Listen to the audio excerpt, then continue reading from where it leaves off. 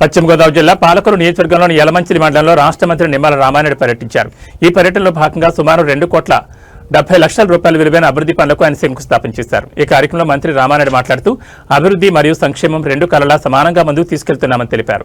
కూటమి ప్రభుత్వం ఏర్పడిన 20 నెలల వ్యవధిలోనే రాష్ట్రం అభివృద్ధి దిశగా దూసుకెళ్తోందని ఆయన పేర్కొన్నారు. ప్రజల అవసరాలను దృష్టిలో ఉంచుకుని మౌలిక సదుపాయాల మెరుగుదలతో పాటు సంక్షేమ పథకాలను సమర్థంగా అమలు చేస్తున్నామని మంత్రి నిమ్మల వెల్లడించారు. సమన్వయ కమిటీ సభ్యులు అలాగే నీటి సంఘం అధ్యక్షుడు అందరినీ కూడా వేదిక మీదకి సాదరంగా ఆహ్వానిస్తున్నాం. దయచేసి అలాగే జనసేన గ్రామ కమిటీ అధ్యక్షులు పాలింగ్ సుబ్బారావు గారిని, బీజేపీ గ్రామ అధ్యక్షులు వారిని కూడా వేదిక మీదకి ఆహ్వానిస్తున్నాం. పాలింగ్ శ్రీనివాస్ గారిని, బూత్ కన్వీనర్ జక్కం రాజు జనసేన నాయకులు వారిని కూడా వేదిక మీదకి సాదరంగా గారిని, కొండేటి కుమార్ గారిని కూడా వేదిక మీదకి సాదరంగా ఆహ్వానిస్తున్నాం. కొప్పరెడ్డి వేణుబాబు గారిని, గోటేటి కూటమి ప్రభుత్వం అధికారంలోకి వచ్చినటువంటి 20 నెలల కాలంలోనే అభివృద్ధి సంక్షేమం రెండు కళ్ళుగా ముందుకు తీసుకెళ్తూ ఉన్నాం. అందులో భాగంగానే మీరందరూ కూడా చూస్తూ ఉన్నారు. గతంలో 200 రూపాయలు ఉండేటువంటి పింఛన్ 2,000 రూపాయలకి పెంచింది ఆ రోజు చంద్రబాబు నాయుడు గారు. ఆ 2,000 రూపాయలని 3,000 రూపాయలు చేస్తానని 1,000 రూపాయలు పెంచడానికి గత ప్రభుత్వానికి 5 సంవత్సరాలు పట్టింది.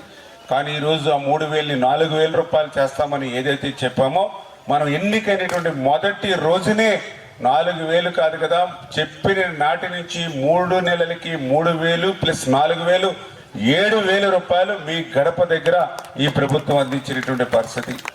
అదేవిధంగా మనందరం చూస్తూ ఉన్నాం, టీచర్ల పోస్టులు 5 సంవత్సరాల్లో ఒక్క టీచర్ పోస్టు భర్తీ చేయాల.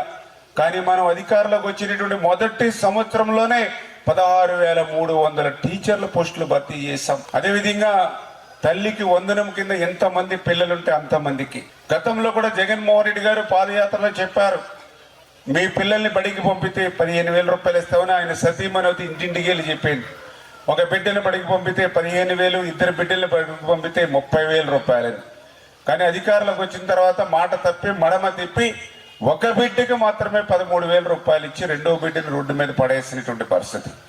కానీ ఈ కూటమి ప్రభుత్వం అధికారంలోకి వచ్చిన తర్వాత 2 బిడ్డలుంటే 26,000, 3 బిడ్డలుంటే 39,000, 4 బిడ్డలుంటే 52,000, 5 బిడ్డలుంటే 65,000 రూపాయలు ఈరోజు తల్లుల అకౌంట్లో జమ చేస్తున్నటువంటి పరిస్థితి. అన్నదాత సుఖీభావ కింద ప్రతి రైతుకి కూడా 20,000 రూపాయలు పెట్టుబడి సాయంగా కేంద్రంతో కలిపి ఈరోజు ఈ ప్రభుత్వం మీకు అందజేస్తున్నటువంటి పరిస్థితి.